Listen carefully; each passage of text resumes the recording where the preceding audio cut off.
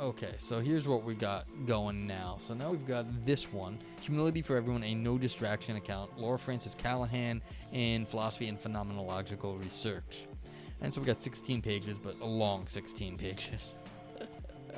Alright, cool. And as always, feel free to ask questions along the way. We had a little bit of fun earlier with a thing on body horror, but now we're going to do some, virtue ethics, maybe it looks like. So, again, we're just playing to our audience, I guess. Quote, there is, for instance, a virtue of industriousness only because idleness is a temptation, and of humility only because men tend to think too well of themselves. Okay, so this is a negative theory of virtues, where you've got vices that are easily identifiable. So if you're not doing the vice, then you are being virtuous. Introduction. This paper attempts to motivate and reconcile two thoughts about humility that are in tension. First, the experiences of oppressed people, victims of exploitation, marginalization, powerlessness, cultural imperialism, and violence, matter a great deal to the questions of whether humility is a virtue and what it is like, and they complicate those questions. Paul Bloomfield quotes Frederick Douglass in his interesting recent paper, Humility is Not a Virtue. I have met at the South many good religious colored people who were under the delusion that God required them to submit to slavery and to wear their chains with meekness and humility. I could entertain no such nonsense as this. The idea that slaves should humbly submit to slavery is an anathema. It is moreover abominable to think that victims of gaslighting ought to humbly submit to those attacking their capacities, that victims of domestic violence should be humble about their deserving better treatment, or generally that victims of harassment or discrimination on the basis of gender, sexual orientation, or race should humbly submit to oppressive conditions. It can seem that even when agents have other virtues like courage, humility in such contexts would be deleterious. Humility may seem to have no appropriate, valuable place at all in the lives of oppressed people. Okay, so immediately, what the heck does it mean to be humble here? Like, you don't think you deserve better, or do you think you shouldn't overhype yourself when you don't deserve it?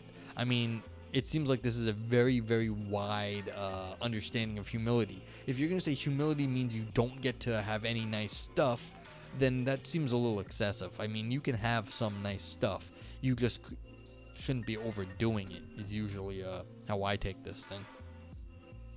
But yeah, let me know. Like, I don't actually have a set view on humility at this point. Like, you do have to correctly value things in your life. And saying, like, you haven't done anything when you have done stuff is just wrong. It's like, I have published philosophy. I used to say I wasn't a philosopher. I got yelled at by a better philosopher than me. They're like, no, you are a philosopher. And I was like, okay, I can't say I'm not a philosopher. I have done the philosophy things, at least. So, I mean, maybe I don't rank among any of the greats or nothing. That's fine. But, like, yeah, see, there's a question. Meta-humility. Where is the meta-humility? It's like, I was saying, like, I don't deserve to be among the greats. Maybe I don't deserve to be among the greats, but do I deserve to be counted among, just like the Joe Schmo philosophers? Yeah, at this point, probably. So, but, like, whatever. I'm not an academic, but that's not saying much. Okay. Some philosophers, especially those in feminist literature, have developed this point and concluded that humility isn't a virtue at all, that it isn't a virtue for oppressed people, and that while a different trait of liberatory humility is virtuous in the oppressed, traditional humility may not be, or at least that it may be, or at least may be limited in its importance as a virtue. Okay, so here's the authors just basically saying, look, there may be forms of virtue, humility that might be good, but not the traditional view of it. Okay, the author says, however, as I shall argue, there still seems reason to think humility is a virtue, and an inclusive virtue at that is a trait that is a virtue in any person who has it. This second thought, that humility is an inclusive virtue, is not as commonly defended in the literature, although many philosophers writing since Driver's influential paper have developed an account of humility seemingly on the assumption that it is an important virtue for people in general. I will argue for the following desideratum on account of humility. inclusivity. Accounts of humility should cast it as a trait that is a virtue in any person who has it, which can manifest in a wide variety of situations, including contexts of oppression as well as contexts of privilege. Okay, so is this what I was saying before, like this sort of stoic-y dodge, where you're saying, well, you need humility in the right amount? I mean, I hate even saying that, because anytime you say, oh, in the proper amount is never a known quantity. This is the great lie of the Stoics. And so, yeah. Well, Aristotle, Kant does rank among the greats, and look at how shit his philosophy is. But, like, he did interesting things, and people think it's fancy. Now, do I think what I do is fancy? Yes, sometimes, but is it like that good? I don't know. It's like for history to decide. That's more what I what kind of want to say, is that this is not for like me to decide that I am great. It's like, if I am great, it is a thing that is decided by future philosophers, not myself. Like that would be hubris if you say, oh, I am like world greatest philosopher. Like who gets to say that? It's bullshit. So, yeah. So I'm just like, it's not my place to make that, decision or make that claim for title. Okay. Author will attempt to reconcile these 2 points by suggesting a new account of humility, which I call the no distraction account. Humility is the disposition to be free from distracting pride. Okay, so here we go. Humility is the disposition to be free from distracting pride. So it's a negative theory of humility. It's the lack of distracting pride.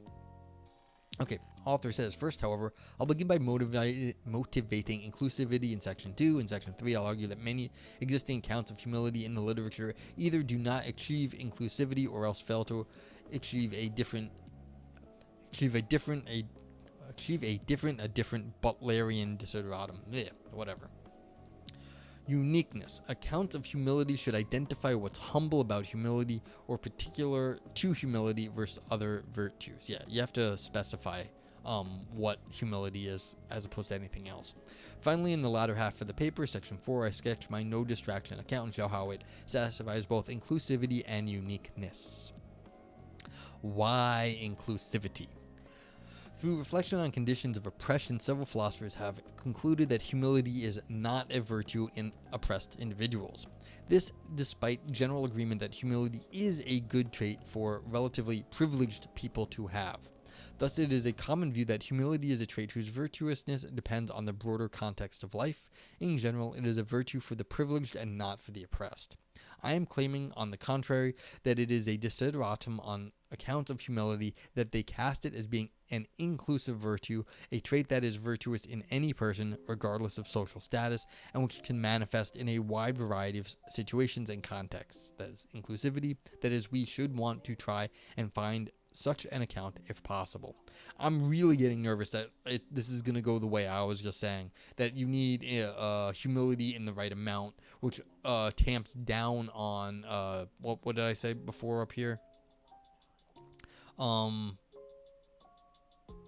Distracting pride. What exactly counts as pride? I'm really getting nervous that this is all going to come down to what counts as pride, and you have to have the correct amount of pride. So we'll find out. Making me nervous though. One motivation for this could be religious. Some theological traditions are firmly committed to humility being an important virtue for all people.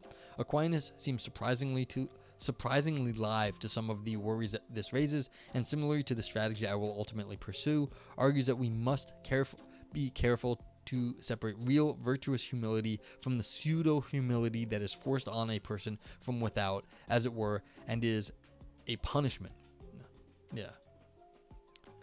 What's exactly evolve yourself? What is distracting pride, and what counts as distraction, and what counts as pride? And I am getting nervous.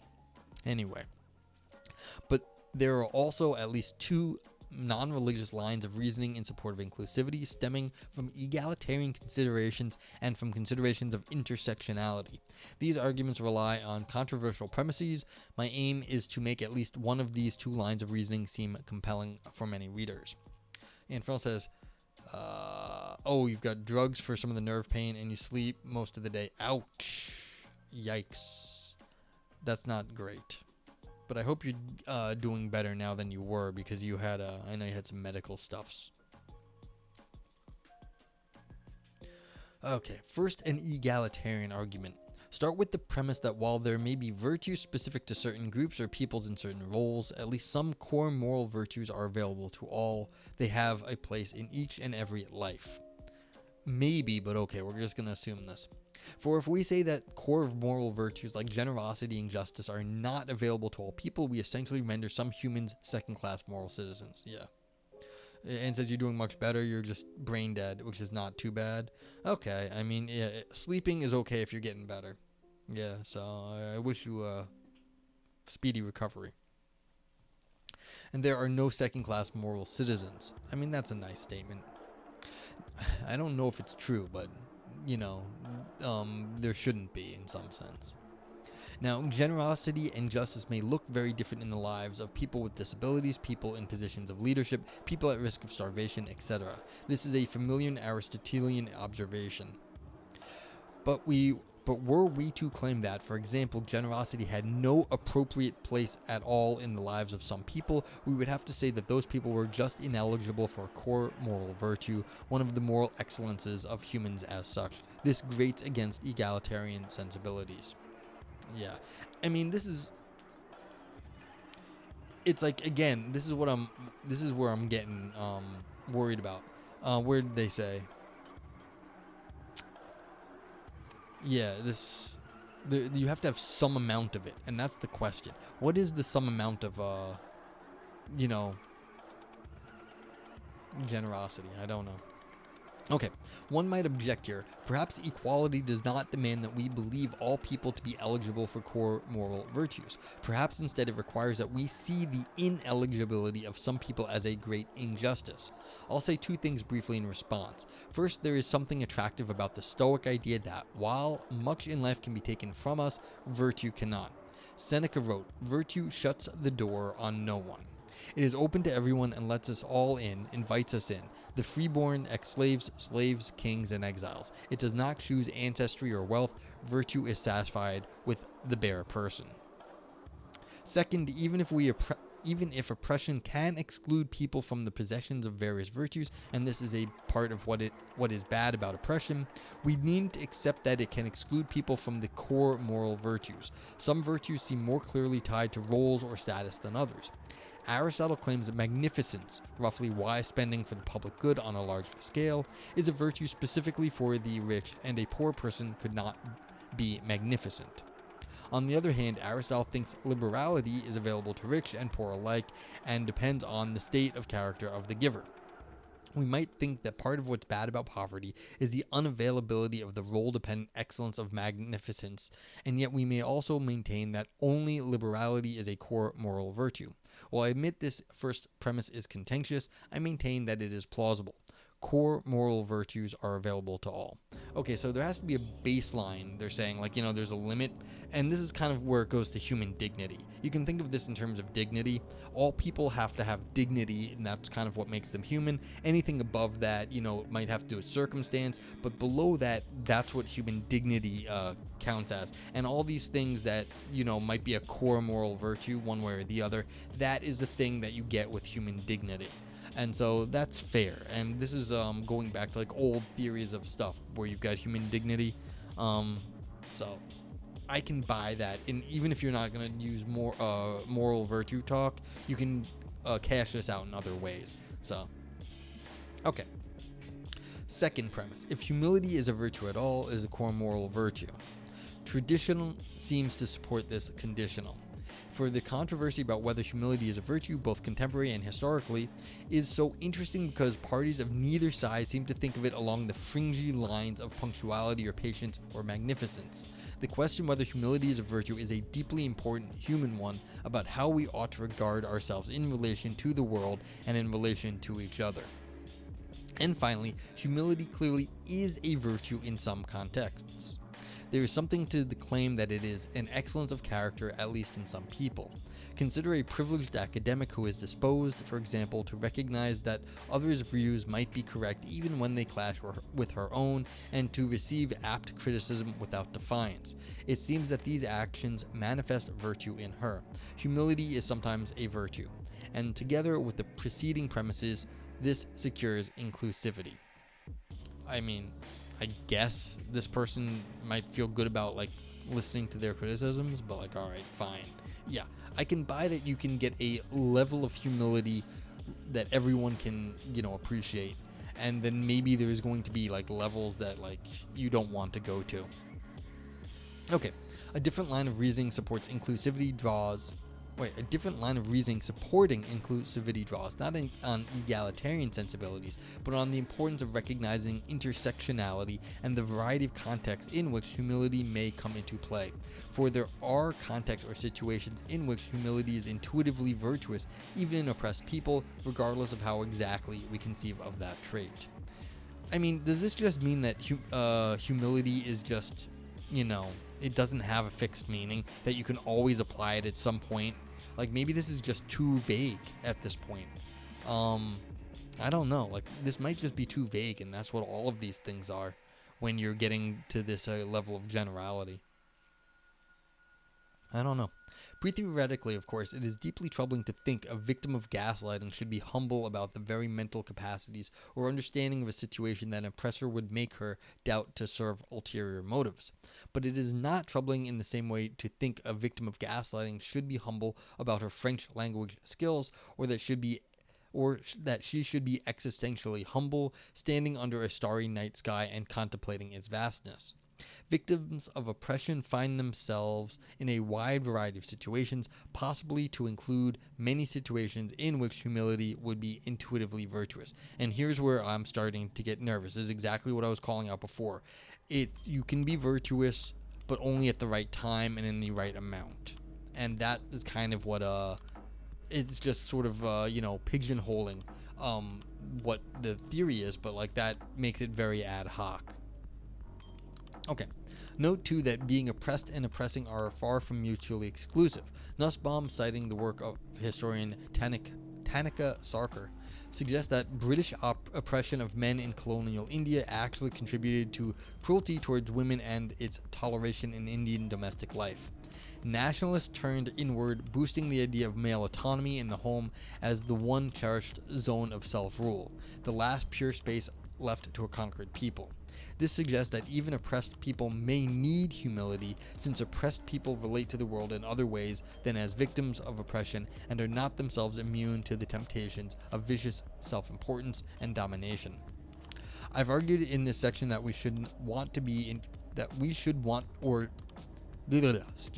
I've argued in this section that we should want or be interested in inclusive accounts of humility.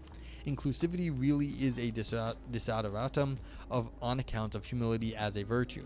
But given the pre-theoretic problems in recommending humility as a trait for oppressed people, any account satisfying inclusivity would need to be rather revisionary. It is fairly obvious, for example, that Driver's influential and intuitive account of humility as ignorance or underestimation of one's worth will not satisfy inclusivity, nor will accounts on which humility involves a relative lack of concerns for one's worth. For oppressed people, the systematic effect of relative ignorance or of indifference toward their worth and the importance of their good qualities would be the toleration and continuation of oppression. Are there perhaps other more revisionary but still plausible accounts in the literature that could satisfy inclusivity? In the following section, I'll briefly survey some influential contemporary options and argue that those best poised to achieve inclusivity unfortunately fall afoul of uniqueness. That is, they fail to identify what's particular to humility as opposed to other good traits. This paves the way for my suggested solution and positive account in section 4. Juggling Biohazard says it's like what you said. Humility is best valued outside from yourself. Otherwise, it's moral vanity. Yeah. See, this is the question though. But that's not helping. This is, I think, what the author is actually talking about here. Is that if you're going to be humble, you need to actually be rightfully proud about some of your skills. Like, you can be humble about them, but you can't be like too humble. If you're too humble about some of your skills, then you're just doing yourself and the rest of the world a disservice, because you're not going to, correctly value things. And when you incorrectly value yourself or anyone else in the world, that's going to cause problems. And so, like, it's not my place to judge like myself in terms of like my place in history. I mean, that's for history to judge. But like, the question is, what is it that we can say about this? And I'm just worried that it's gonna, that the author is not gonna have anything to say in the end. But we're gonna find out. Yeah. So, surveying existing options, egalitarian accounts. Let us start with accounts that seem positively designed to achieve inclusivity. Several philosophers have defended egalitarian accounts on which humility is a matter of recognizing the equal worth of all human beings. The humble person is one who recognizes that each person in the room is equal in worth and value, including herself, of course. She will not, therefore, pretend to deserve undue recognition of her own accomplishment or importance. Now, these accounts have been the target of other criticisms. Yeah, I mean, this is what I'm saying. Like, I don't think everyone is equal. Like, there's some crappy people out there, and they deserve to be called crappy people. Okay, but the critique the author wishes to press here is that egalitarian accounts seem to struggle with uniqueness, rather that I am equally as valuable as, for example, the person who would try to gaslight me is surely a good thing. But is this a manifestation of humility, or is it rather something like self-knowledge, self-respect, or simply egalitarian conviction? Or, again, when those in power try to craft policies that benefit all people equally, are we to understand this as humble behavior? Is it not instead a manifestation of justice? Riggs makes a similar criticism of Benzieu's influential egalitarian account, arguing that Benzieu's account has simply changed the subject from modesty to egalitarianism. Yeah, see, if you're trying to just make everyone equal, then you've got a different thing. That's a good point. You've shifted the goalpost to egalitarianism and not humility. Similar, changing the subject critiques seem to apply to Sinha's account, which requires caring for the feelings of others, and Wilson's modesty as kindness account. Humility is not the same as egalitarian convictions or justice or empathy or kindness, though of course all are good traits and may stand in interesting logical or mutual support relationships. With Butler, we do well to remember that humility is what it is, and not another virtue. Yeah, I mean, again, any account of humility has to specify what it's going to be. But again, if you're going to make it for everybody, how do you actually do something unique for all people? That's very, very, very difficult. Okay, attention accounts. If anyone has any ideas, you let me know. We can guess at what's going to happen. But like I said, I fear it's just going to be a negative account, and then they're just going to have a vice, basically. And if this whole thing falls down on naming a vice of being like overly proud, then that's not, I don't know how, well, we'll find out. I don't love that way of going about things. Attention accounts. Another recent proposal seems more promising on the score of uniqueness, so it may be worth noting how it too, like more traditional ignorance and indifference accounts, also fails to achieve inclusivity. Bomarito offers an intriguing account of humility as a virtue of attention, rejecting the idea that humility necessarily requires any particular assessment of or unconcern for one's worth. Rather, Bomarito claims humility is fundamentally a matter of paying attention to some other things and not paying attention to others. The humble person is disposed not to pay attention to her own good qualities or achievements, nor to her own role in bringing those about. She is also positively disposed to pay attention to the role of others in helping her acquire good qualities and achievements. Unfortunately, however, humility on this account would predictably and systemically,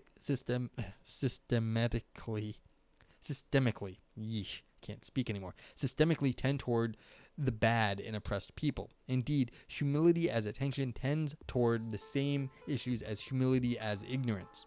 This is because what we pay attention to predictably and systematically shapes our views. For example, if I routinely attend exclusively to what's frustrating and disappointing about my friends, coworkers, or partner, I will predictably come to have a much lower view of these individuals than if I routinely attend to only their best qualities.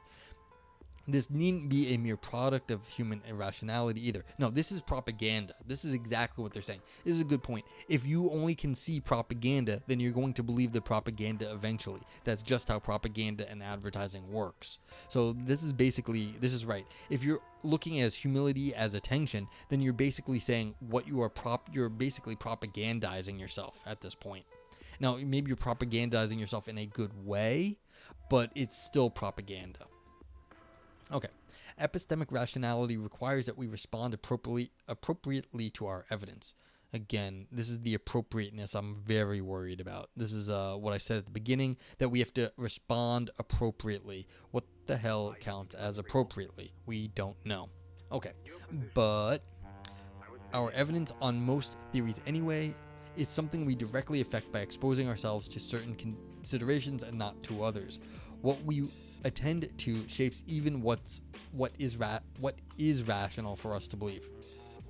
What we attend to shapes even what it is rational. Okay, what it is rational for us to believe. This is an odd sentence right there. To the point, if I consistently deflect attention away from my own worth and accomplishments, dwelling regularly instead on how even the good qualities I have are largely the product of luck and others' goodness, I will predictably come to have a lower view of my own worth and good qualities. Humility as attention seems to tend toward the very ignorance or underestimation that Driver identified as fundamental to humility, and hence humility as attention is not a virtue for oppressed people, a conclusion that Bomarito himself seems to accept. Okay. Limitations owning accounts. On the accounts surveyed so far, humility is fundamentally a matter of how we relate to our strengths, our worth, or our good qualities. Whitcomb et al. Defend a different, limitations owning account of our intellectual humility. On their account, the humble person attends to and owns her limitations, where this implies cognitive awareness of them, but also various motivational and affective dispositions, for example, willingness to acknowledge them publicly, motivation to try to address them, and feelings of regret or dismay. So this is the Dirty Harry, Magnum Force theory. Good man knows his limitations. Man's got to know his limitations. So yeah. Now, in fact, Whitcomb et al. Separate the trait of humility from the virtue of humility, and they identify the latter with the appropriate owning of one's limitations, contrasting humility with servility.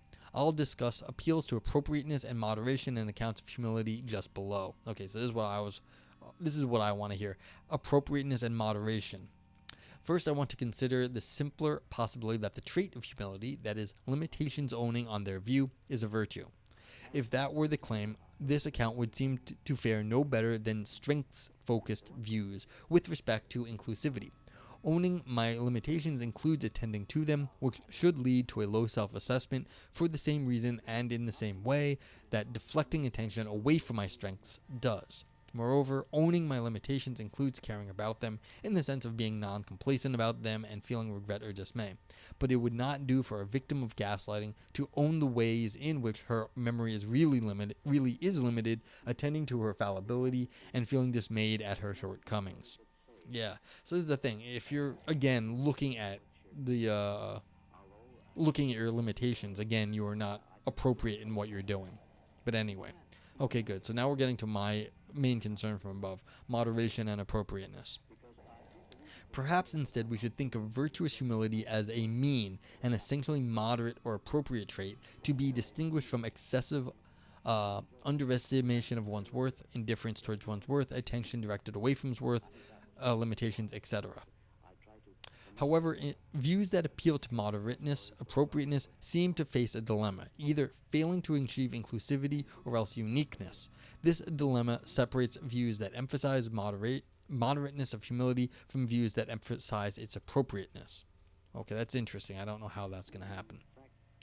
So, If on some views, virtuous humility is necessarily moderate, if the humble person, for example, cares a little about her worth but not much, or underestimates her capacities but only to a degree, or directs attention away from her good traits but only mostly, or her own limitations only somewhat, then that view seems to fail to achieve inclusivity. You know Haley Dutmer. She was listed on the previous page. Okay. That's fun. Well, who is this person? I don't know. Okay. For victims of discrimination, abuse, or harassment would often be best served by strong and, in the present sense, immoderate concern for their worth and importance rather than middling or moderate concern. And similar remarks apply mutatis mutandis for other non-concern based accounts. From, as Dylan puts it, for members of oppressed groups whose life experiences is one of constant and devaluation, humility would seem to reinforce their subordination and undermine possibilities for flourishing. Self-expansion, embracing merits, downplaying limitations, even self-aggrandizement and arrogance could be more life-enhancing for them. So, even moderate limitations owning ignorance, indifference, etc. may be harmful and inappropriate in contexts of oppression. So much for the moderate horn of the dilemma. On the other hand, if on some view virtuous humility is necessarily appropriate, if the humble person cares exactly as much about her worth as she ought, given her context, then that view risks failing to achieve uniqueness. For humility is not a blanket term for having a good attitude toward one's worth, achievements, or limitations. It just seems implausible that the virtue of humility could essentially include dispositions to things like self-aggrandizement and downplaying limitations, even where appropriate. While these may be good dispositions, they do not seem to be part of what makes the humble person humble. Okay, so they're saying, look, if you're just going to be appropriately humble, that's not humility, that's something else. That is the appropriateness of your dispositions and not humility in itself. Okay, that's fair. Author says, I take it that Whitcomb et al.'s official views suffer from this problem. Again, they identify virtuous humility with appropriate limitations owning, where this precludes over-owning of one's own limitations, just as it does under-owning, despite the fact that the trait of humility is just the simple disposition to one's own limitations. They write, consider severe cases of oppression in which one needs to be concerned with one's status in order to survive. Relative to this context, low concern for status is characteristic of the vice of servility rather than the virtue of humility. But this seems to suggest that the virtue of humility can require one to lack the trait of humility. In order to own one's limitations appropriately, if one is oppressed, one might need to not own one's limitations much at all. And here it seems we have lost sight of what makes the humble person humble, rather than generically appropriately related to her limitations. Okay, so that's really interesting. They're saying, look, it's good to be humble or whatever it is, whatever humility is, but it's a separate thing to be and have accurate representation of how you should be. So the accuracy claim actually has nothing to do with humility, but like being accurate, it's like some sort of epistemic virtue to actually understand yourself in the correct way. And so that's an interesting thing. So that actually is not anything specific to humility, and that's why the author was saying this appropriateness claim fails the uniqueness objection. It's not a unique thing to humility. So, interesting. Okay, so this is, I think we're getting to 4 is the author's claim here, and so we're going to have to find out what they think this is. A no distraction account of humility. What's needed is a way to simultaneously achieve inclusivity and uniqueness. You were thinking of dating. That sounds fantastic. And why didn't you? What is needed is a way to simultaneously achieve inclusivity and uniqueness. Appeals to appropriateness get something right. It must be the case that what humility looks like can vary a great deal across circumstances. If an account is to achieve inclusivity, and yet we should strive for uniqueness, we should avoid conceiving of humility as anything so generic as the appropriate attitude to take towards one's strengths and or weaknesses given one's context. My positive account attempts to secure uniqueness by taking up a broad suggestion found, for example, in Roberts and Wood, Bloomfield, and to an extent in Foote. Our theory of humility should oppose it should oppose it to a vice. Humility should be a corrective disposition that is opposed to some form of moral badness. Crucially, however, unlike Foote, I don't propose humility as opposed to any general tendency to think too well of ourselves, and unlike Whitcomb, I don't propose humility as opposed both to arrogance on one side and, for example, servility on the other. What I suggest, author suggests that the humble person is simply not viciously proud. What? Simply not viciously proud? But what's viciously proud? Well, we're going to have to find out. What is vicious pride and what does lacking it entail? If vicious pride is conceived as extreme or immoderate pride, then again we might worry that the account fails inclusivity. This is because strong pride is often appropriate and useful for those in contexts of oppression. Thus, the second crucial aspect of my account of humility is a theory of vicious pride. I propose that vicious pride is always distracting. It gets in the way of wider thought and action, and humility is freedom from such distraction. I'll start with this account of vicious pride, circling back explicitly to inclusivity and uniqueness in section 4.5. Alright, I'm just very worried that this distraction theory is gonna just recapitulate the sins of above, but we'll find out. Hey Valpo, what's up? I hope you're doing well. We're talking a new definition of humility. Let's see, we're on page 9. Is this just gonna... Yeah, we gotta get all the way down. Okay, not so bad. Not so bad, though. So, where was I? I was on page 9, I thought. Yeah, here we go. Pride and vicious pride. I suggest that distracting pride, or pride that disposes one to distraction, is the vicious genus of pride. Whereas pride in general also comes in virtuous forms which are compatible with humility. For example, even a humble person may feel a simple, proud delight in having acquired a new skill. This sort of pride doesn't necessarily seem vicious. Separately, pride has been an important element of recent social change, LGBTQ+ pride, black pride.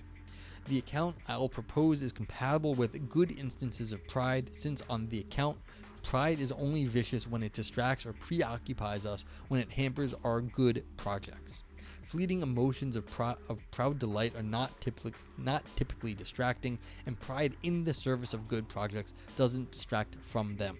But before explaining the kind of distraction I have in mind, it may be helpful to think about what unites pride in general and what forms seem intuitively vicious. Valpo's been lurking, yeah. You worked with Roberts, who shows up in this one. Interesting guy. Interesting. Yeah, this is interesting stuff. I like I said, I am this raises my like worrisome meters in some sense, but like so far they haven't fucked up, so that's always good. But they're running out of time to make their point also, so we'll find out. Roberts, as Valpo has apparently met before or worked with. Roberts helpful identifies two basic elements of pride in general. Something worthy of praise and it's being mine. My pride. Something worthy of praise. There's an object of pride construed as something good or praiseworthy, and there's a self-referential element. That object being mine. It's the self-referential element, says Roberts, that makes pride potentially dangerous and vicious, depending on how exactly the self is involved. Intuitively, forms of vicious pride include domination, arrogance, vanity, conceit, egotism, hyper-autonomy, grandiosity, pretentiousness, snobbery, impertinence or presumption, haughtiness, self-righteousness, self-ambition, self-complacency, and who knows what else. It's a nice list of fun things. All of these forms of pride clearly involve some sort of inappropriate relation to one's self or ego. There is the need or desire to inflate it, the excessive delight in its goodness or recognition as good, and the belief that it's worth a great deal or more than it is, the refusal to yield to any control of it to the influence of others, the pretense before others that it is important, and or the demand that others acknowledge it as such. But it seems to me that none of these specific descriptions covers all forms of vicious pride just mentioned. What we'd like is a view of what unites vicious pride and ideally what makes it bad. Robert's own official view is that what unites these various forms of vicious pride is a certain kind of immoderate concern. Again, we've got this in moderation, moderate. The vicious, proud person cares very much about their own importance and status. According to Roberts, this concern for self-importance or self-worth is what gives rise to, for example, inflated beliefs, domination, and demands for praise. In contrast, he says, the humble person lacks strong, non-instrumental concern for self-worth and self-importance. This is why I consider Roberts officially to hold a concern-based view of vicious pride and a moderate indifference account of humility, which struggles to achieve inclusivity, as I've suggested above. But intertwined with statements of these official views of humility and pride, Roberts also notes that humility seems especially valuable when and because it allows one to simply get on with one's projects or reasoning. The humble person is one who easily, even automatically, puts his personal importance or social status out of mind for the sake of some important project or goal or other concern. Again, the humble person's status or importance does not preoccupy him. I suggest that this preoccupying tendency, this capacity to throw us off course or distract us from simply doing whatever it is we ought to try to do, is what unites vicious forms of pride, rather than the strength or nature of non-instrumental concern with one's self. In the viciously proud person, the self occupies too large a place in one's thought and desires, specifically by crowding out other things one ought more properly to be focused on. Vicious pride always makes us liable to distraction. Okay, now we're starting to get somewhere. Here's a question: What should we be focused on? What things ought one be properly focused on? The proud person might think that being in charge is what they ought to be focused on. Now, the rest of us probably do not think they should be in charge, but they may be right. Maybe they are the best person for the job at that time. Now, what was it? There was the recent Star Trek movies, where you've got Captain Kirk becoming Captain Kirk because he thinks he should be in charge of everything because he's an arrogant bastard. But it turns out he is the right man for the job. He just has to learn how to do it better in some sense. And so the question is, he's definitely not a humble person, but is he being distracted from that? Well, apparently to everyone else, this is he is too proud to be the captain of a ship, but turns out like that is the right thing given appropriate training. So I don't know. But again, properly focused on. It's this properness. What is it to be properly? And again, this is what I'm saying. It's the moderate account. It's another word for moderation. His account of emotions is pretty influential. Okay, that's kind of cool. I did not know that. I'm not in the ethics world as much. Oh yeah, I should mention, for anyone that didn't hear, Saul Kripke died last Thursday. Speaking of like analytic philosophy though. And so, I mean, whether you know him or he's got some, like, people have complained about his actions in the past. So he's got like some detractors too. But like either way, it's a pretty big loss for the logic community. So, yeah, this is new news. So yeah, super influential. Like, you can't basically do any analytic philosophy without running into Kripke's opinions somewhere. So, yeah, I've met him actually quite a few times in New York. And, like, for my part, whenever I was dealing with him, he was perfectly nice. He was actually, he was perfectly willing to talk to students. He was not, like, overbearing about like his criticisms. He was actually pretty good with if you don't know stuff, he'll still talk to you. Like, clearly he knows a lot more, but like he'll still try to help you out. So he was good about that stuff.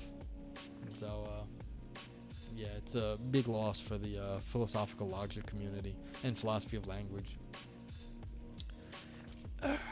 Anyhow, and CUNY Grad Center has lost a lot of really good people in the last few years. They're going to be looking for, more philosophers. If they have any money, that is. But yeah. Okay, so distraction. according to the author here. Distraction, as the author is thinking about it, essentially pulls us away from a task, question, or most generally, object of attention. Corrales calls it the flip side of attention. If we are paying attention to something, we are not distracted in doing, considering listening to it. I should note that this is a different sense of attention than that used by Bomarito. For Bomarito, attention is a kind of mental process. It is a matter of habitually noticing or considering certain things, dwelling on some things and not others. But following Mole and Corrales, I mean to think of attention as adverbial. Both attention and distraction describe ways of approaching a wide variety of tasks in thought and action rather than themselves being disjunctive, attentive, or distracted mental processes. A matter of consistent noticing or dwelling versus spastic thought wandering. Attention is actually an extremely difficult topic in philosophy because there's a phenomenological aspect about it. What catches your attention? Where do your eyes go? That is something in our subjective world of how we experience life. And so this is not, it's got metaphysical weight to it too, which is really something that gets way more sophisticated than you might think, because then you get into the cognitive neuroscience of what is catching our eyes. How did we evolve to look at certain things? How have we been culturally trained to look at certain things, to like certain things? And so this is a very complicated topic to talk about attention. So again, there's metaphysical import here that's going on. And it says, I love the influence of neuroscience and social context. Yeah, and so this is the thing. How does the neural training and social training and evolutionary stuff all come into what do we like to look at? And how does that happen? Because of course people look at different, things based on Dan Kahneman's book is so cool. Yeah, that's all fun stuff.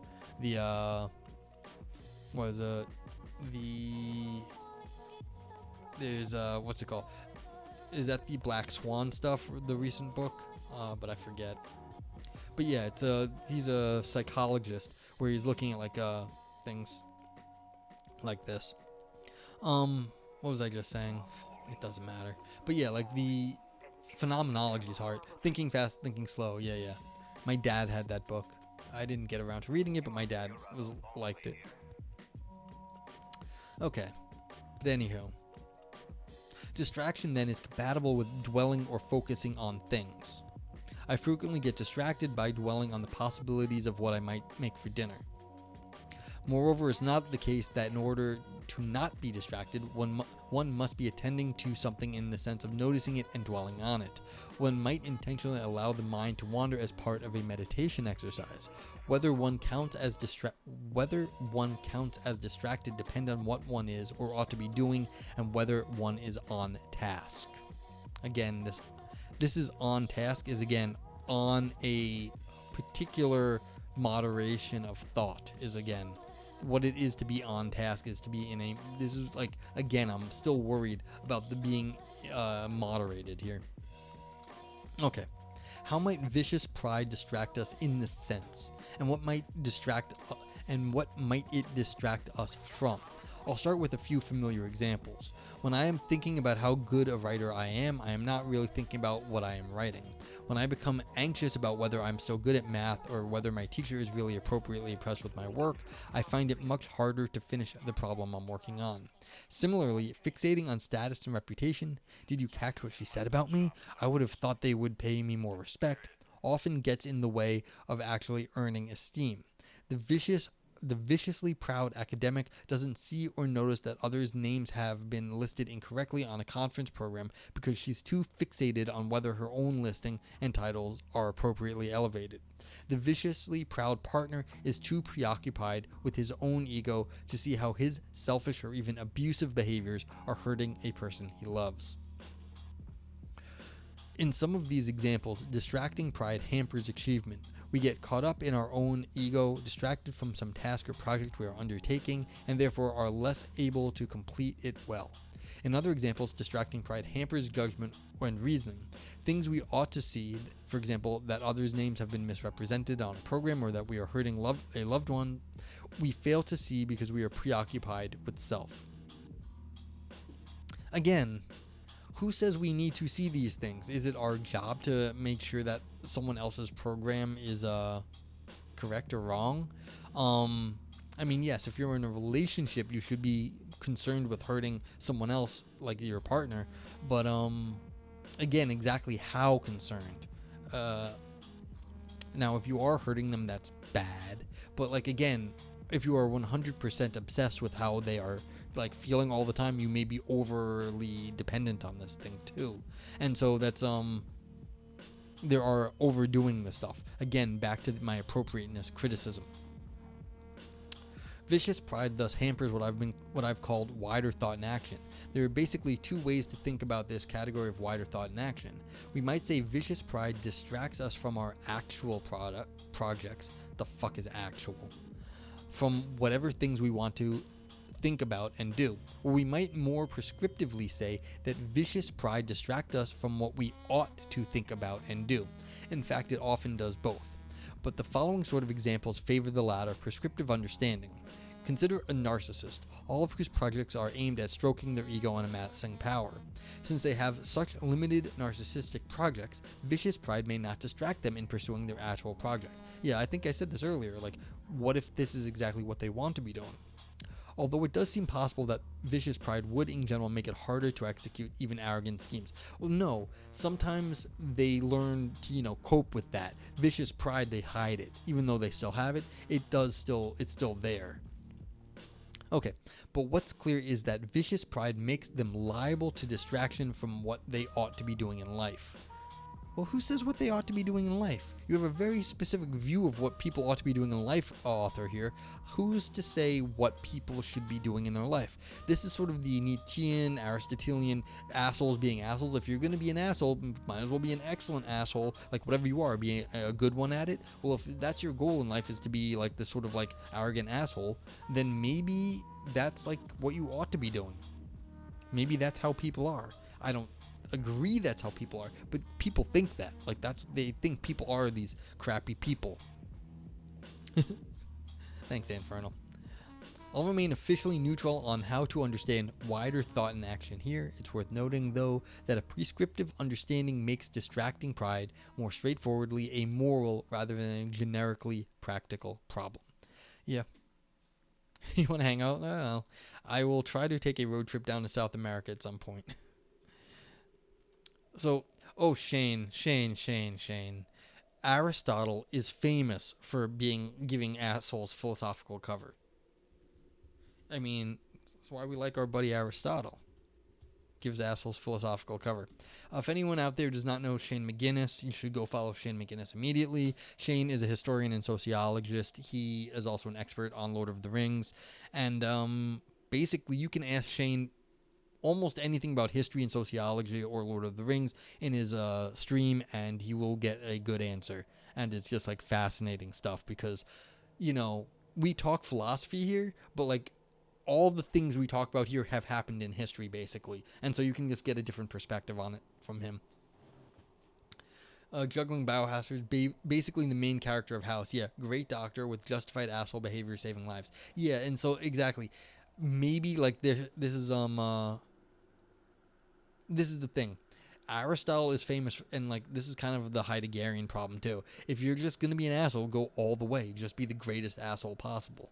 And it's like that's sort of the thing. It's like whatever you're gonna be good at it. And if you're gonna be kind of a scummy person, you might as well go all in. And so, what should you be doing? I don't know, but like yeah, you can definitely get away with being an asshole and a virtue ethicist. Although I apologize to our friend Aristotle here. That's probably not what he thinks, but like that's one of the criticisms of virtue ethics is that it does not actually prevent asshole behavior. It's that if you're gonna do it. Can you achieve at being mediocre? I mean, if that's your goal, you could be an excellently mediocre. I don't know. This is one of those like sort of paradoxes things. So if like you achieve being mediocre, great, then you've been amazingly at being mediocre, and then you're no longer mediocre. Um, I mean, of course you can get by with the minimum. If you're trying to be philosophically consistent, maybe not, but then no one is philosophically consistent in like the grand scheme of things. So I don't know. Yeah, I mean, like if you're just like Anne's right, of course you just go into a college administration, Shane. uh, yeah. Thank you, Anne Fernal, for that.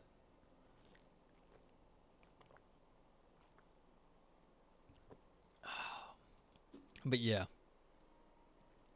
Okay.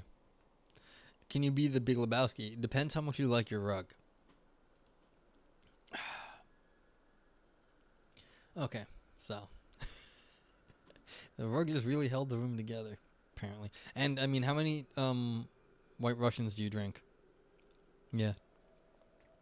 Oh, what's funny about that? A guy at work was saying he didn't know what one was. I was like, you should go try one. And it turns out he really likes White Russians now. So, and what's funny is he doesn't drink, but his wife drinks. And like she was like, "Oh, you want to make a White Russian?" He was like, "Yeah, let's try it." So they were drinking together. He was like happy. He got to drink something with his wife that he liked. So it was like it was kind of like it was fun. He was telling me he was like, "Yeah, I had a good time drinking with my wife." Exactly 0 White Russians. Well, you could call them Caucasians if you want. No ice neat. Oh my god.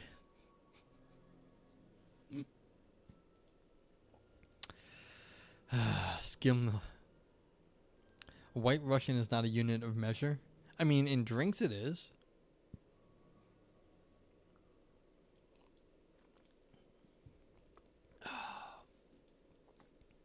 I mean, how many it's one of those like scary things. How many White Russians the Big Lebowski drinks during the course of that movie. And so people do actually use the rate of consumption of White Russians as like a Lebowski rate. So you can actually do there is actually some sort of unit of measure associated with White Russians, cinesemiotics. Yeah. No, but I mean, at least in terms of movies. So I know people do this.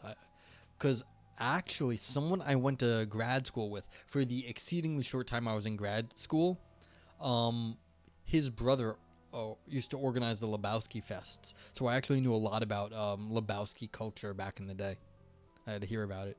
So, like, yeah, the drinking of White Russians, there is a measure unit. Well, it's standard to the movie cinesemiotics. In the a Big Lebowski fandom, it's standardized. Okay.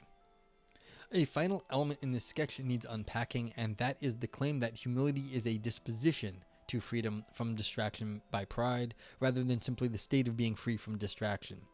I include this in the no distraction account for 2 reasons. First, even the virtuous slip up, so to speak. Even genuinely humble people might rarely be distracted by pride. Yeah, I mean, this is what's this called? This is the old the devil's favorite. Pride is the devil's favorite because you always can be distracted by that. Second, one might be free from distraction by pride for a time, despite the fact that one is nevertheless disposed to such distraction and intuitively not humble. Consider an arrogant parent who is also deeply attached to their child. Should the child contract a serious illness, the parent's love may command all of their focus on the project of helping and comforting that child. For a time anyway, their liability to distraction by ego may be masked by this focus. Such periods may be long indeed. Depression can involve pervasive indifference to things one normally cares about. Some depressed people may be indifferent to their own status or self-importance, and thus free from distraction by pride for the long stretches. But they are not thereby humble. Oh, there's a good point. My parents' primary care doctor, he is an arrogant bastard. But that makes him a good doctor because he doesn't want any of his patients to get sick. So he does extra work to make sure all of his patients have good outcomes, but he's kind of arrogant about this. Yeah. So, like, it's kind of funny. It's like you like your primary care doctor to be very proud about their outcome rates. So, he's not humble about that sort of thing. And he makes it a point that he goes the extra mile to make sure his patients get better. Oh. These examples are instances of a general wrong reasons challenge that faces many accounts of humility. For example, driver's ignorance account is often criticized for not placing restrictions on why the humble person is ignorant of her good qualities. What if she just gets misleading evidence about herself? The attention account too must be supplemented with a right reasons restriction. What if one never dwells on one's good qualities, but only because of an attention disorder? Cinesemiac says that shit don't work on me. It's self-selecting. What? Self-selecting for being humble? Or drinking White Russians? Maybe you drink a lot of White Russians. I don't know. We might try to address the wrong reasons challenge by simply adding that freedom from distracting pride must occur for the right reasons. Oh, outcomes. Okay. Yeah, I mean, if you're selecting outcomes, yeah, it depends. So, yeah, but that's the thing, is I say, if you're going to be an asshole, you're picking the outcomes that are asshole-y. So, yeah. But yeah, that sort of thing does, it's going to be self-selecting in some sense. That's true. The issue with this move, it seems to me, is that it is either suspiciously vague or else requires adding some motivational requirement that is implausible. Either we say something vaguely circular about appropriate concerns for self versus others, that is, the sort of concern the humble person has given the context, or we say specifically that the humble manifestations must be prompted by something more specific, that, for example, a relatively low concern for one's self and worth. Again, I review above why, given inclusivity, we should not see humility as requiring a relatively low concern for one's worth. Oh, he scares off patients that won't take that? I mean, he's not a bad doctor in general. Like, he is a very good doctor. But, like, there's a little bit of my mom told me that, like, there's a little bit of arrogance in the way he goes about his work. And so it's like, you know, it's not so scaring off patients. So yeah, it's he's really trying to. It's like, it's not that bad. It's sort of taking. It's more that he has to feel that he has done everything that any doctor would have done. It's not so much that he's scaring off like sick patients. Time for a Sheen classic quote. I don't believe in karma as a cosmic force, but if you act like an asshole, you must be prepared to deal with this shit. Yeah, I mean, this is the old fuck around, find out. And if you're going to fuck around, you're going to find out eventually. So yeah, you have to be ready for that. That's right. Yeah, so. Like, something that happened recently since Semiax with the doctors, he's trying to wind down. He was working too hard because he wanted to be, again, the best doctor. And he was overworking himself, and he was spending less time with patients, and he didn't like that. So what he did to cull his patient list was he got rid of everyone from every other letter of the alphabet. So he just, like, or whatever it was, like everyone with an odd patient number in his books, he culled his list that way. It wasn't like he got rid of all the sick people. He got rid of all the people randomly because he would have felt bad by getting rid of the sick people. And so one of my dad's friends who used to go to him got cut off. And then my dad was like, well, why are you picking me over him? And he was like, oh, yeah, because his number was ended in 3 and yours ended in 2. And that was what it was. So it's like, it's not so simple what is going on with that doctor. Yeah. So where was I? Oh, man, I lost my spot. Okay. Yeah, so if you're distracted must occur for the right reasons. The issue with this move, it seems to me that, it's suspicious. Like, you don't know why. Okay. We should not see humility as requiring a low concern for one's worth. Instead, the author says, I'm hopeful about Driver's seemingly neglected suggestion that humility's being a stable disposition across counterfactual circumstances will rule out wrong reasons, instances of seeming manifestations of humility. The humble person is not merely one whose life circumstances are overwhelming in ways that prevent distracting pride from being made manifest. The truly humble person is one who would generally be free from distraction by pride, even were they to be in the sort of, often but not exclusively, more fortunate circumstances that tempt others to such distraction. Obviously, there's much more to be said here about how to understand such a disposition, but I want to move on to considering the suggested sketch as a whole and saying a bit more about why it seems promising. Okay, let's get to the summary here, because I'm still worried that this is basically saying, like, you don't get distracted because you are appropriately focused on what's important, and being appropriately focused is, again, this appropriateness account. There may be other things that are bad about pride. Distraction could be a reliable earmark of vicious pride, as I've suggested, without being all there is to its viciousness. But it seems to me that the kind of pride that is antithetical to humility is distracting, often dangerously so, inclining us to trip over our own egos when we would simply act or reason. And the humble person is just one who is not disposed to be tripped up in this way. Okay, right here. This is what's getting me. Simply act or reason, as if that's like an easy thing to do. You can't just simply act or reason like as if that was the only thing that you had in your world that you could just, oh yeah, I could just simply act correctly. No, that's not how acting and reasoning actually works. Humility on this account is thus closely related to self-forgetfulness, while distracting pride is closely related to self-focus.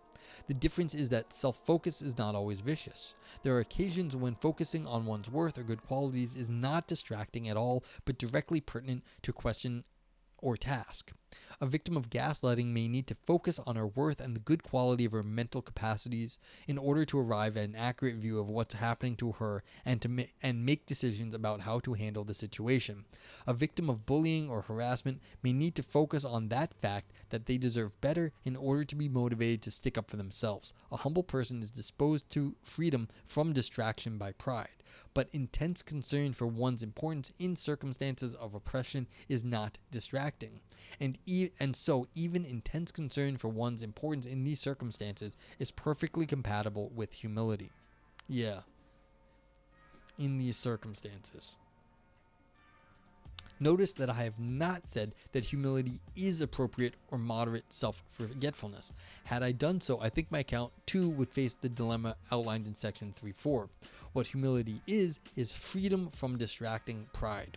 It is thus related to, but distinct from, the dispositions to self-forgetfulness that often, at least for privileged folk, are helpful in allowing us to get on with good projects.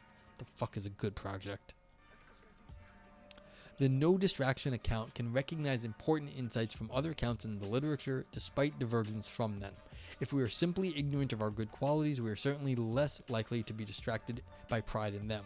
Similarly, indifference or lack of concern with our good qualities seems to ward off distracting preoccupation. Perhaps the most seemingly similar account to mine will be the attention account. After all, I claim that what's essential to humility and pride is how they affect one's attention, and avoiding dwelling on one's good qualities would indeed often prevent distraction by pride.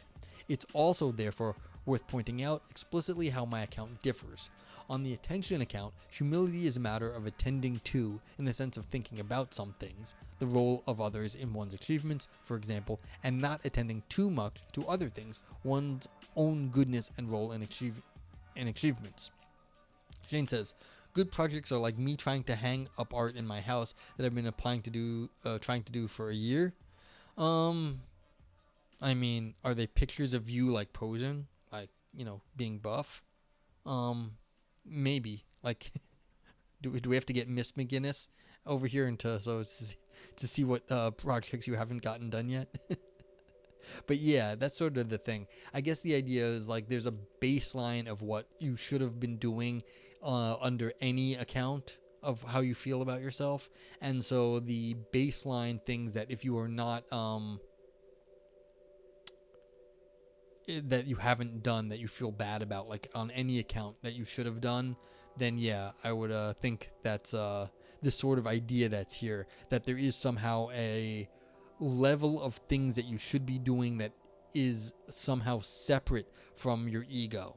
And I am skeptical about that, actually, because even the baseline things like doing things like you're sort of like making chores that you needed to get done, then like that's not even necessarily free from being tied up in the rest of your psychology.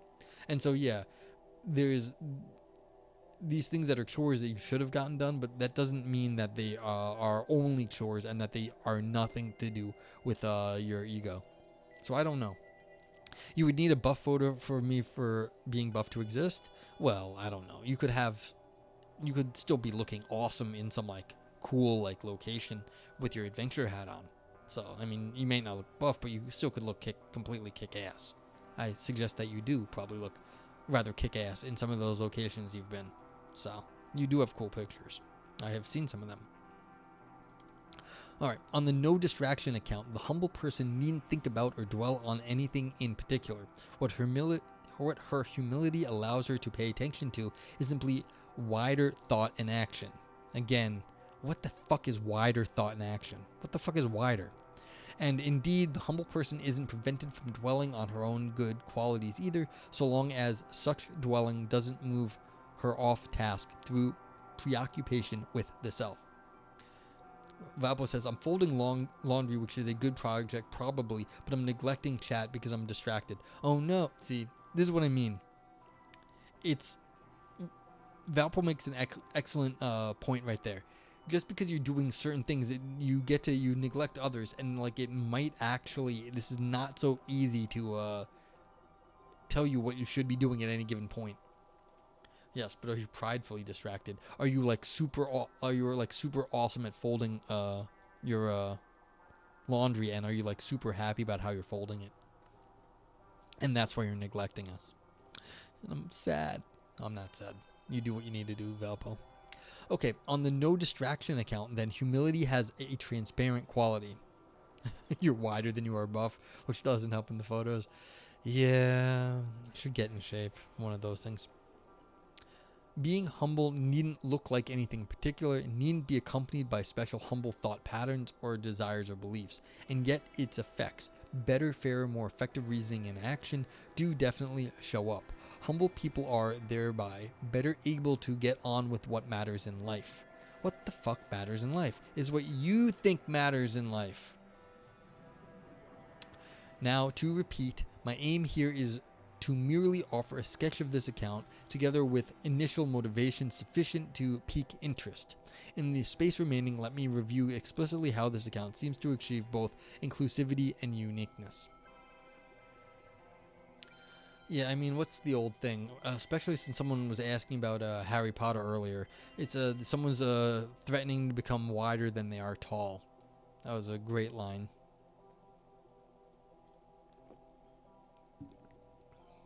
What was that about? Dudley, I think. Inclusivity, uniqueness, and the no distractions account. First, the no distraction account achieves inclusivity.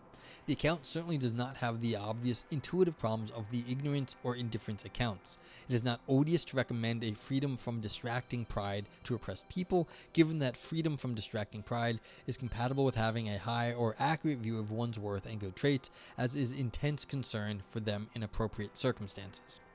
Nor does the account face, as the attention account did, the objection that humility would predictably and systematically tend toward the bad in oppressed people. For again, the predictable end of being disposed to freedom from distraction by pride is simply better thought and action, made possible by the absence of particular kinds of distraction. Humble people are thereby more effective, insightful agents, less bogged down by fixation with themselves. Humble teachers are better teachers. Humble scientists are better scientists. Humble politicians are better politicians. Even in oppressed individuals, freedom from distracting pride affords this kind of advantage or benefit. As bad as it would be to be a victim of harassment or bullying, it would be worse to be such a victim who was also distracted and tripped up by her own ego, even in her attempts to bring about justice. Consider again the Frederick Douglass quote from the introduction. Some oppressed people have been under the delusion that God required them to submit to slavery and to wear their chains with meekness and humility. If, to be humble, oppressed and enslaved people really did have to submit to oppression and slavery, then humility is clearly not an inclusive virtue. But, on my account, oppressed and enslaved people could manifest humility by being free from distracting pride in their very efforts to resist oppression and slavery. Humility would show up in greater focus on what matters, including the absence of petty squabbles or the drive for domination or vanity among the oppressed group. Douglass himself laments such a distraction among some of the enslaved people he knew.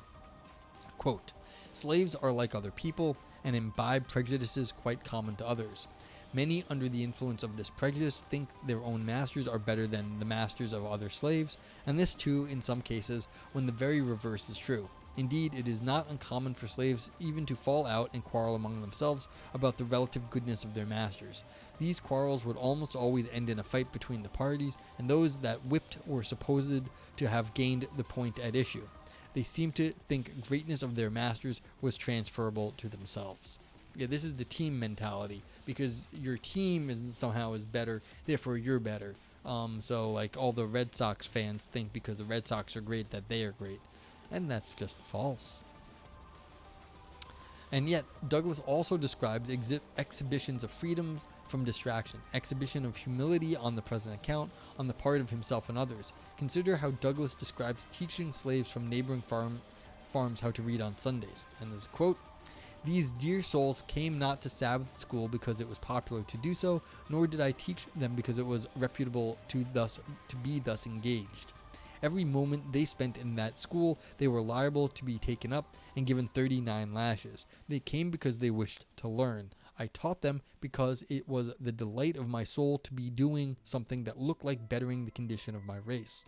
I kept up my school nearly the whole year I lived with Mr. Freeland, and beside my Sabbath school, I devoted 3 evenings in the week during the winter to teach the slaves at home. And I have the happiness to know that several of those who came to the Sabbath school learned how to read, and that one at least is now free through my agency." Douglass lets readers know that there was nothing vain about either his students' desire to learn, they came not to Sabbath school because it was popular, or his desire to teach, nor did I teach them because it was reputable.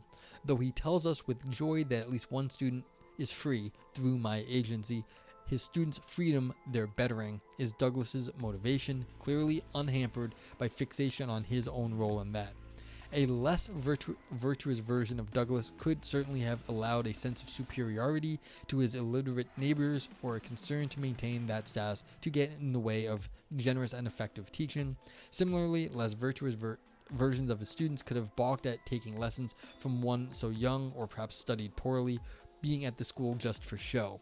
On the no distraction account, the focus on what matters that Douglass and the students display a paradigmatic manifestation of humility, and thus illustrates how the account does indeed satisfy inclusivity. Okay, I mean, again, this is a nice example, but it's a little too nice in my opinion, because basically we all agree that what Frederick Douglass was doing was great, and so it satisfies the good outcome. If Frederick Douglass was doing something terrible and then said the same thing about doing something terrible, it would still have the same thing, but it'd be an odious outcome. And then you'd say, well, what the fuck is wrong with that guy for like teaching people how to torture people? It's like if he wasn't teaching them how to read, but teaching them how to torture people, and they came on the Sabbath to like learn how to torture people, and they're all happy about that, that would be fucked up. But it would still work under this no distraction account. You're going to say as a teacher is not fully altruistic? No, I mean, and I don't think Douglass would say that either. Like, you enjoy teaching for other reasons. Yeah, I completely agree with you, Shane. Like, you get something out of like being with the students and like seeing them learn and stuff like that. And so it's not only because you want them to do well. But that's fine. That's normal. But like, that's the thing.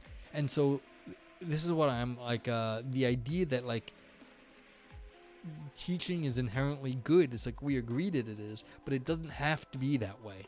And like, what are you teaching them? Okay. Author says, the no distraction account also by casting humility as essentially opposed to vicious pride in particular achieves uniqueness. Again, on the no distraction account, humility may tend to co-occur and even have interesting logical relationships with other virtues such as self-forgetfulness, love of neighbor, self-respect, and kindness. But what makes the humble person humble is that they are not disposed to distraction by pride. Shane says, so if it wasn't altruistic, that would end up being a potential for pride distraction. Yeah, exactly. But what should they have been doing instead of teaching if it wasn't altruistic? And that is, I think, where the author has the trouble here. They are pre-selected good activities, and that you're saying are like these are good things, and that's kind of like distracting us from why are they humble? Like, what is it to be humble? But like, why are we? What should they have been doing otherwise? We don't know, but that's the question. Like, so maybe they should have been doing something else with their lives and not teaching slaves how to read. I mean, that's weird to say, but like maybe Frederick Douglass could have thought of something better to do with his time. I mean, who am I to say?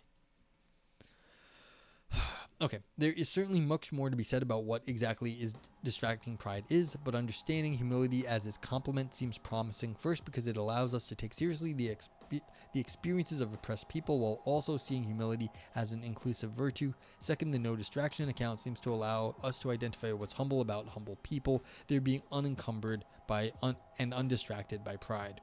Conclusion. The epigraph for this paper claims that humility is a virtue because men tend to think too well of themselves. That's from Foote.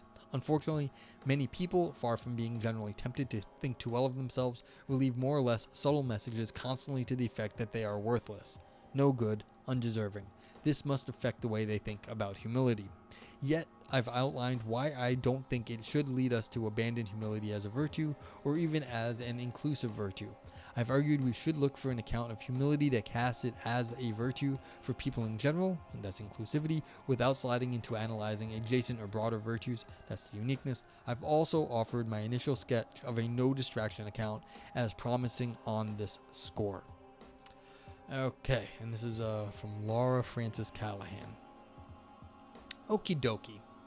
I think I've said a lot of what I want to say here already, and I'm getting a little lightheaded from all this talking. But yeah, does anyone have any further questions? Let me hit that up. This is, as I said right at the beginning, this is a negative account. It's that you shouldn't be vicious.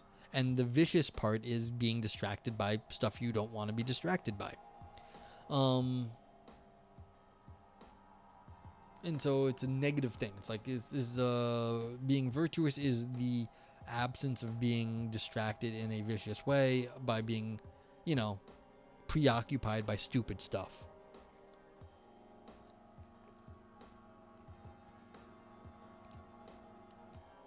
Shane says it's an interesting premise, but I don't think she sells it with her example. That's fair. You could say, look, if people were in some sense more focused on like our grand projects, maybe we could have, cured AIDS, cured hunger, solved like a lot bigger problems, but instead we have gotten in our own way, and that means we have, we've got world hunger now. We've got more food than we have people, but we can't get the food to the people. And so maybe she should have done something like that, where we have the food and we still have starvation. And what is getting in the way of that? I mean, capitalism and all sorts of other things. But like maybe if we were more focused on what we should have been doing is like, preventing starvation, then that would have worked. Because in the specific example, like teachers, can say, look, it may not all be for them. There's probably more research in the cosmetics industry than in medicine. Exactly. And why are people doing that? It's for the vanity, it's for money, it's for all sorts of reasons. That's another good point. Why are they doing that? Is that a good thing? I don't know. But like, is it a bad thing? No, I don't know. The cosmetics research is bad. But again, that's playing up on our pride, a lot of our what we want to look like, how we want to be. Now, is that a bad thing? No. I mean, my grandma used to say, vanity is sanity. Like, if you are consider how you present yourself to the world is a part of how you interact with the world. That's part of your rational thought. But like, exactly what's too much pride in how you look. And again, this is the appropriateness. And so the idea that you're getting distracted has an implied sense that you are attending to the right things. And if you're attending to the right thing with the attention, again, it's the right things. It's this sort of moderate view. How are you moderating what counts as right and what isn't? And that, again, then this account is going to fall down to some of the criticisms that they were trying to avoid. This is interesting. They're in Notre Dame. So I wonder if they're religious too. This might work on a religious theory as well at Notre Dame. I'm not entirely sure, but that would be an interesting way of thinking about this too. Is this a freedom from vice sort of thing, like avoiding the devil sort of account? I wonder if that actually also applies. The temptation, like a temptation theory of this is like a freedom from temptation theory here. Is that what's going on in the background? I don't know. I can't think at the moment, but like maybe this is got a temptation, like a avoiding the devil, freedom from temptation background. That could be going on. But yeah, so this is the thing. I don't think you can separate out the idea of what you should be doing from all the other stuff, like pride and stuff too. You think it would work even less in light of a Catholic or Christian view? Okay, that's good to know, because I just can't think about that stuff right now. It's a little beyond me. But yeah, so that's interesting that this is not going to work in that case. That's interesting though. Yeah, what was I just gonna say? I forget. Brain's starting to go. Oh, Valpo says, I mean, it has the same problem that Aristotle does. We need something like prudence to specify what humility is. Yeah. Again, you need some sort of ability to gauge what you should be doing, like a prudence. Juggling Biohazard says, the context also matters. It's more of a distraction in a workplace environment where vicious pride could be considered harassment, while mentor-student relationship, it might be make a student trust his teacher more. Yeah, exactly. Sometimes like this stuff, like I was saying with my parents' doctor, that also like it may be useful at certain times, and then you wouldn't actually be thinking of it as a distraction. It would be something that focused them. And so maybe their ego was actually being put to good use to focus them on on students' behavior or on health outcomes. I was going to comment that Shane says, and that's where I think this falls apart. Prudence would have to exist externally to be an effective gauge of action. Yeah, I agree. This is part of the problem here is the gauge of action. How do you gauge these things? What I wanted to comment on was this was pretty well written. This is a very nice paper. Our criticism aside, I think this is well done for the most part. Their criticism of other people, I think, hit. Even though we disliked their example, I thought it was not the worst examples that they were using, because given the subject matter in terms of oppression, I thought the examples were relevant. So this is a nice paper, like in terms of like well written, well reasoned stuff, as is like all the things that come through Philosophy Roulette. No one gets out clean. Everyone basically gets a few holes poked in them. Their arguments get a few holes poked in, but like that's kind of what happens. But yeah, it's like you don't have to be convinced. Like I'm never convinced about basically anything, but like that doesn't mean this was a bad paper. There's a lot to really like in this paper. Well done. I think good examples. I mean, again, problems, but like, so what? All the papers have problems. This is just like I said, it was well laid out. The examples, even if you don't like them, they worked well enough. So yeah, we don't have to be convinced by anything. So this was a nice paper. I would think this is a well-written thing. Perspective ultimately, yeah. Like this is the sort of thing. I think that's a good way of putting it. Like this is like they were saying, like the author was presenting it in order to like bring it up as something that maybe people want to look into. Now it's got these problems, but maybe talking about attention is something we want to do when it comes to morals. And maybe, like I was saying earlier, how we talk about like attention, the phenomenology built in there, the metaphysics, maybe there's overlap and there is more good work to be done in this area because there is significant overlap in other areas of philosophy. And so then you could have like some cross-pollination. You could talk about like attention here in the ethical area, but then also get to the cognitive science, get to the metaphysics. Like they were talking about this dwelling. Dwelling is a big thing for Heidegger. That's a Heideggerian term, to be dwelling in certain thoughts. So she's a primary investigator for one of the big Templeton grants, and the conservatives were grumpy about the oppression stuff. Ah, interesting. So there's some history here. Good for her. So she's bucking the some of the Templeton conservatives. So that's really cool. So yeah. So for those who don't know, the Templeton Foundation supplies money to philosophers to do philosophical research. They have a conservative bent to them. So some people do not like them because they feel like they're trying to influence the philosophy. As far as I know, once they give the money, the philosophers are basically free to do as they want. But of course, they don't give money to just anyone. They support things that they think are going to, they want to give the money to. It's their money. And so the fact that like this person took their money and then said stuff about oppression and how you can use it to fight oppression, some of the conservatives people there, that's super interesting because this author took the money and then said stuff that maybe she won't get another grant now, but like it pissed them off somewhat. So that's great. So this is how you're gonna do it. Like you take the money, you say what you want to, and let the chips fall where they may. Yeah, so go do some emancipatory stuff and be like, yeah.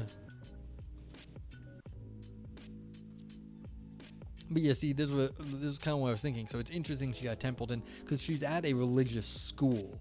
And so you get sometimes a little bit more of a conservative bent on some of those philosophers. But yeah, again, just because you're conservative does not mean you're not revolutionary.